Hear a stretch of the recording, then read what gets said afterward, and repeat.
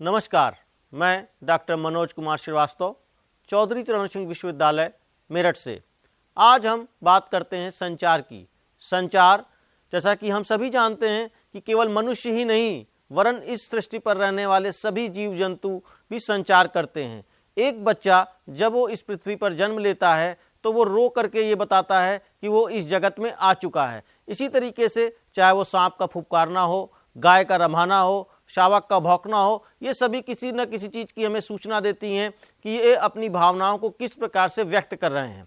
और अगर हम इसे शब्दों में बांधने का प्रयास करें तो वाणी, लेखन या संकेतों के द्वारा विचारों, अभिमतों अथवा सूचना का विनिमय करना संचार कहलाता है। जी हाँ, संचार केवल वाणी या लेखन के द्वारा ही नहीं, हम प्रतीकों के माध्यम से अपनी भावनाओं को व्यक्त कर सकते हैं।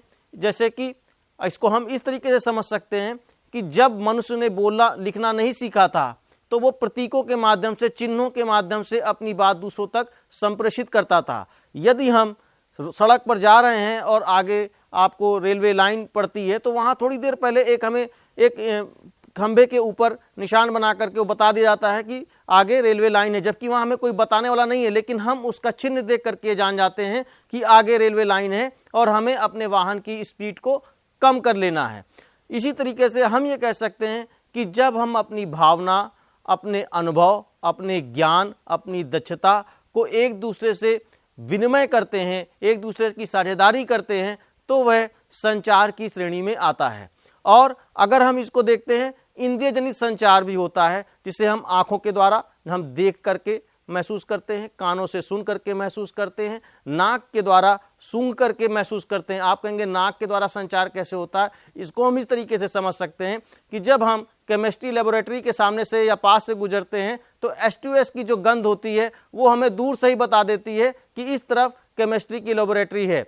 तो ये क्या है कि एक तरीके से जो गंध है वो भी संप्रेषण कर रही है, वो भी इस बात की सूचना दे रही है कि आगे केमिस्ट्री की लेबोरेटरी है। इसी तरीके से स्पर्श के द्वारा, यदि हमारे घर में कोई छोटा बच्चा है या आप यहाँ कोई पालतू जानवर है, अगर आप हाथों से उसको धीरे धीरे सहलाते हैं तो देखिए वो किस तरीके से, गाय का अगर आप गला सहलाते हैं तो गाय अपना गला आगे कर देती है। इसे हम इंद्रिय जनित संचार भी कहते हैं। और संचार के तत्व होते हैं। संचार में एक सबसे बड़ा पहला तत्व आता है संप्रेषक, जिसे हम कम्युनिकेटर आम भाषा में बोलते हैं या सोर्स कहते हैं, जो कि संचार की प्रक्रिया को प्रारंभ करता है। और फिर आता है संकेतीकरण। जब संचार की प्रक्रिया को हम प्रारंभ करते हैं तो उसके पूर्व हमारे दिमाग में, हमारे मस्तिष्क में जो विचार विमर्श चल रहा होता है कि हमें किस बात को कैसे संप्रेषित करना है, तो वो संकेतीकरण की प्रक्रिया होती है। या जब तीसरे नंबर पर हम संदेश को देखते हैं तो संदेश निर्माण की प्रक्रिया को हम संकेतीकरण कहते हैं।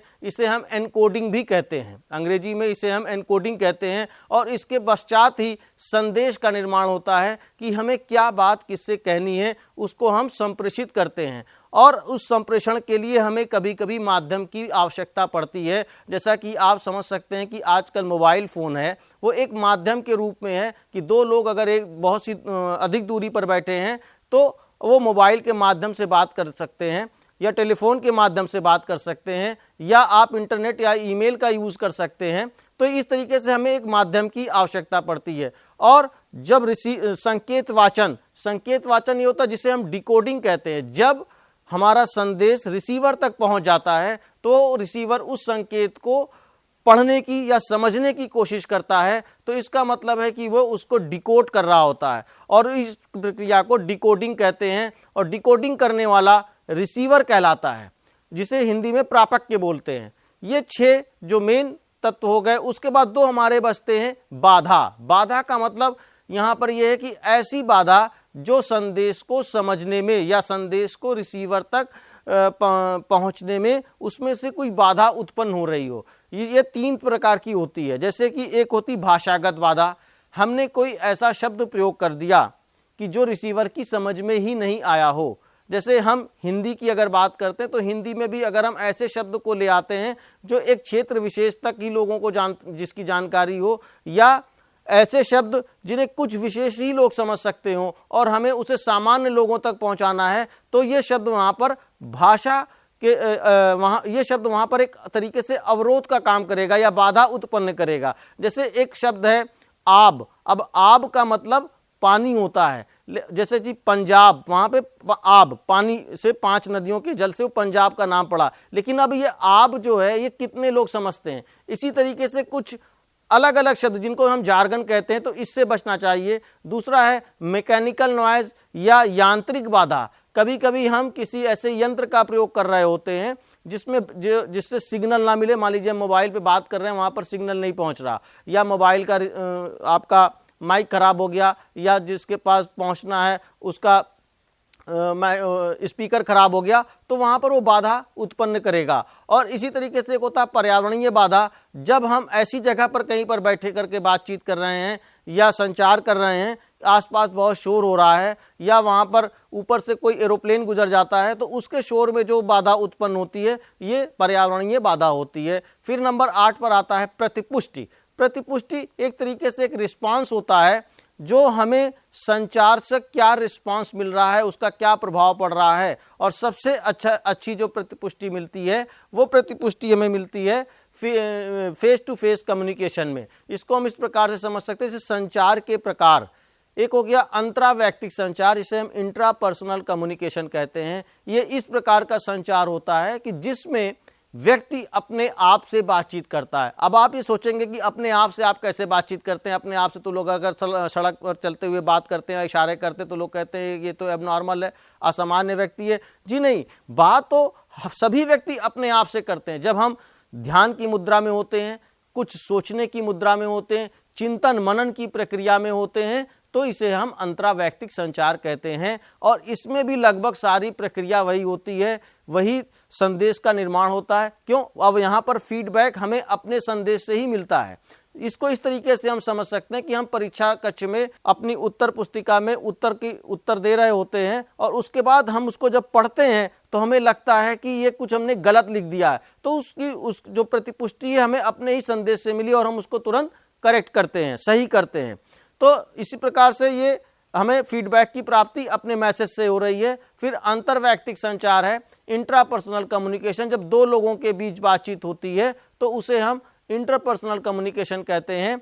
ये दो लोग होते हैं और ये सबसे अच्छा कम्युनिकेशन माना जाता है। ये आमने सामने का भी हो सकता है। अब आजकल मैकेनिकल बेस भी होने लग गया, जैसे कि मोबाइल से हम जुड़ जाते हैं, टेलीफोन से जुड़ जाते हैं।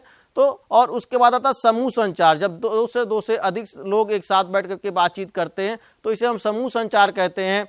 इसके जो सदस्य होते हैं एक दूसरे से परिचित होते हैं, इनके लक्ष्य एक होते हैं, इनके इंटरेस्ट एक होते हैं, और इनमें ये लगभग किसी एक विशेष विषय पर एकत्र होकर के बातचीत करते हैं, तो ये एक दूसरे से परिचित होते हैं। और फिर आता है जनसंचार, जब बहुत बड़ी संख्या में संचार किया जाता है। और जनसंचार की विशेषता ये है कि इसके लिए हमें किसी न किसी ऐसे मैकेनिकल डिवाइस की आवश्यकता होती है जिससे कि संदेश का संप्रेषण एक साथ लाखों करोड़ों लोगों तक संप्रेषित किया जा सके। और ऐसे लोग जो एक दूसरे से परिचित नहीं हो, उनकी संस्कृति अलग हो सकती है, उनकी भाषा अलग हो सकती है, उनका शैक्षिक स्तर, उनकी आयु, उनका मतलब आप समझ लीजिए कि हर चीज़ अलग हो सकती है। और उन लोगों तक एक साथ एक ही समय में जब हम किसी संदेश का संप्रेषण करते हैं तो वो जनसंचार कहलाता है।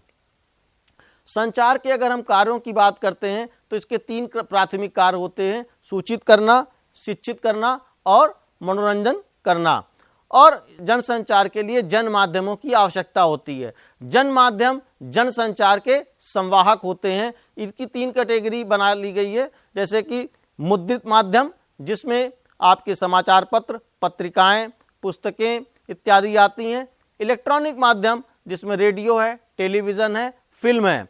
और तीसरा अब एक आ गया नव माध्यम, जो कि बहुत ही ज़्यादा तीव्र गति से है, तुरंत ही, जिसने कि पूरे विश्व को एक गांव के रूप में तब्दील कर दिया है। तो इन्हें हम जन माध्यमों के रूप में मानते हैं। ये जन माध्यम जनसंचार के संवाहक होते हैं। और जब अगर जन माध्यम ना हो तो एक साथ इतने लोगों तक संचार करना मुश्किल हो जाता है, मुश्किल हो जाएगा। अतः जनसंचार और जन माध्यम एक दूसरे के पूरक कहे जा सकते हैं। और हम अपनी बात यहीं पर समाप्त करते हैं, और आशा है कि संचार के विषय में आपको कुछ जानकारी अवश्य प्राप्त हुई होगी। धन्यवाद।